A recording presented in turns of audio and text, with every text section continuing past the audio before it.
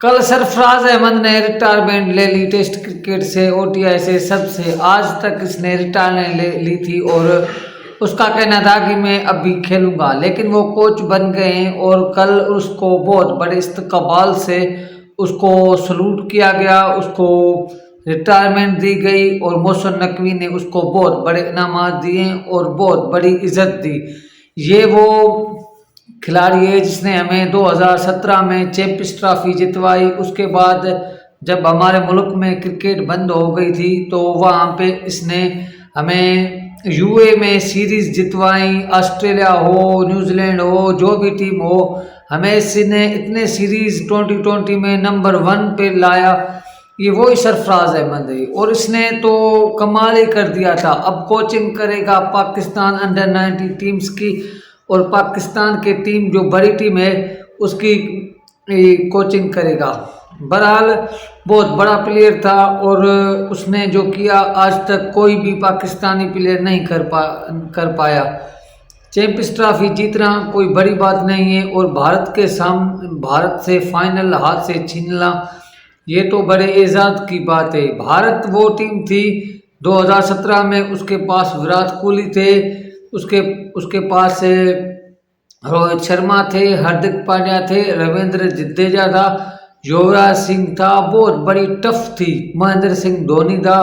और इधर से जो स्कोर लगाया गया था 2017 के चैंपियंस ट्रॉफी में, यहाँ से बाबर आजम थे जिसने 50 स्कोर किया था।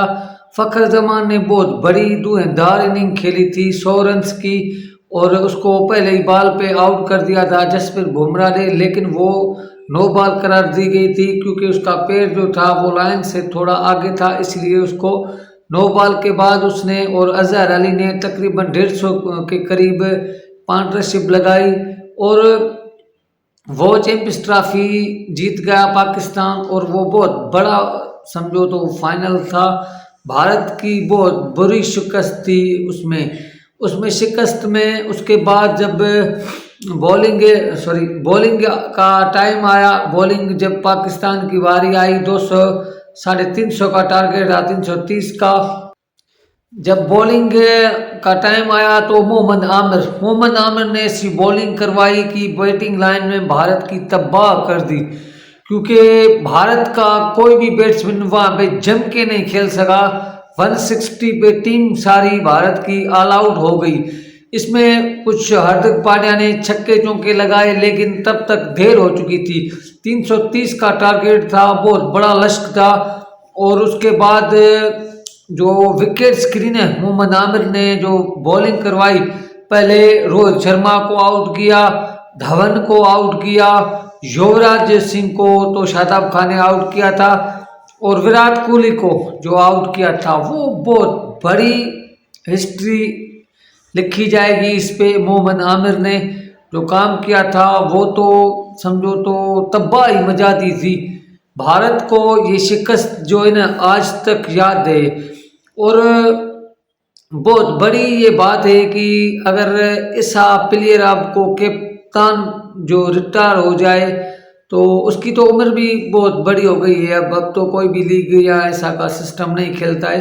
कहने की बात ये थी कि सरफराज अहमद था ना, वो बहुत बड़ा प्लेयर था, उसने हार नहीं मानी, कभी जिंदगी में हार नहीं मानी।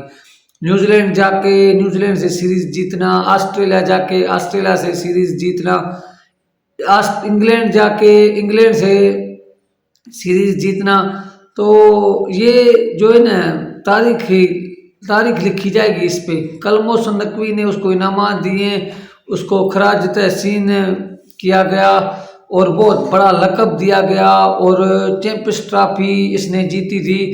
तो हमारे मुल्क में इतनी बड़ी खुशी मनाई गई थी जिसका अंदाज़ा नहीं है, क्योंकि जब भी कोई टीम फाइनल जीतती है ना, वो फुल मूड में होती है खुशी मनाने में। और यही काम सरफराज अहमद ने किया था। सरफराज अहमद ने टेस्ट में भी कप्तानी की, 20 में भी की, ओडीआई में भी की, तीनों फर्स्ट में बहुत बड़ा उसका रिकॉर्ड रहा। उसके बाद अंडर 19 2026 के जो 2026 का अंडर 19 वर्ल्ड कप था उसमें एशिया कप था, उसमें भारत को अंडर 19 में भी यही कोच था और भारत को शिकस्त दी और शिकस्त देता रहा। भारत के खिलाफ इसकी बहुत बड़ी कामयाबी है। कहने का मतलब ये है कि सच्चा प्लेयर था, मुल्क से बहुत बड़ा लगा था इसका। ऐसे नहीं कभी किया कि लड़े ना, बहुत लड़ा, बहुत इतना लड़ा जिसका मैं आपको क्या अंदाज़ा बताऊं। और इस बंदे ने बहुत बड़ी क्रिकेट खेली और इसकी तारीख लिखी जाएगी। इसने कप पाकिस्तान को चैंपियंस ट्रॉफी का 2017 में दिलाया, शायद ही कोई दिला सके, नहीं दिला सकता। कोई ऐसा बंदा ही नहीं है कि अब हमें कोई कप दिलवा सके या अच्छी ट्रॉफी वर्ल्ड कप की दिला सके। अब तो प्लेयर ही नहीं है, अब तो कोई भी ऐसा कप्तान नहीं है, सब अपने लिए खेलते हैं, लेकिन इस बंदे ने अपने लिए कुछ भी नहीं किया। मोहम्मद हफीज भी तब था, मोहम्मद हफीज था, बहुत बड़े हमारे पास खिलाड़ी थे। अब तो बात ख़त्म हो गई है, अब तो समझो तो पर्चियाँ चल रही है, पर्ची पे पर्ची, दामाद सब समझो तो क्या कहते हैं, रिश्तेदार सब इकट्ठे होकर क्रिकेट खेल रहे हैं पाकिस्तान की। तो हमें कामयाबी कभी नहीं मिलेगी। तो थैंक यू, खुदा हाफिज़, बड़ी आपकी मेहरबानी।